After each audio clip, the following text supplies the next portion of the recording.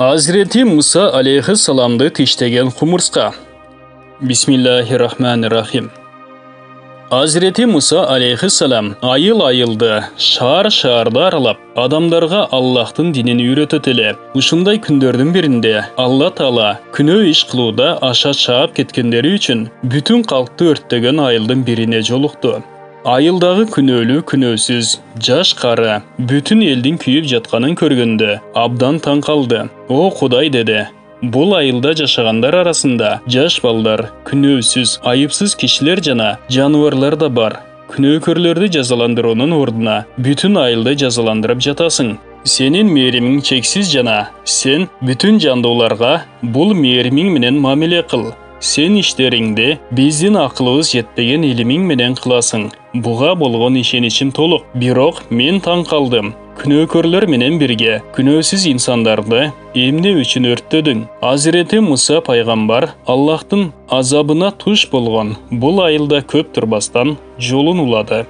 Бир аз убакыттан кийин чарчаганын жана курсагы ачканын сезди. Тамактануу жана эс алуу үчүн жолдун четиндеги көлөкөлүү дарактын астына келип олтурду. Дарактын жанында чоң бир кумурскалардын уясы бар эле. Абдан иштерман кумурскалар топ-топ болуп айланада айланып жүрүштү. Кышка кам көрүү үчүн тапкандарын уяга ташып жатышты. Булар жумушчу кумурскалар эле. Алла аларды иштөө үчүн жараткан. Ошондуктан токтобостон, эс албастан иштеп жатышты.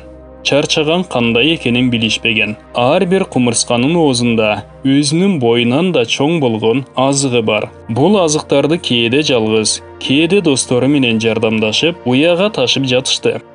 Бир маалда ушул кумурскалардын бири дарактын астында эс алып жаткан Азирети Мусаны тиштеп алды. Муса пайгамбар кумурскага ачуусу келди. Жердеги кургап калган отундардан бирөөсүн күйгүздү. Кумурскалардын уясына келди жана бүтүн уяны күйгүзүп жиберди. Эч бир кумурска кутула албады. Баары күйүп өлдү. Алла Азирети Мусага билдирген диний өкүмдөрүнө караганда кумурсканы күйгүзүп жиберүү күнөө эмес эле. Ушул себептен ал мындай жаза колдонду.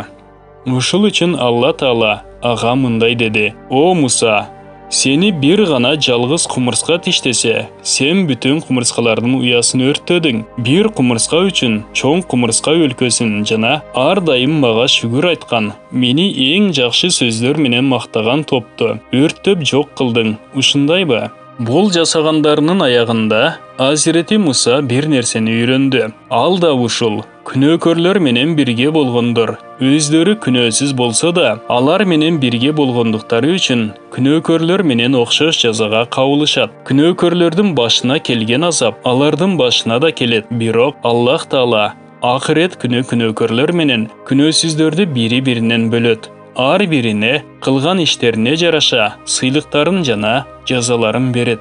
Окуядан алынган пайдалар.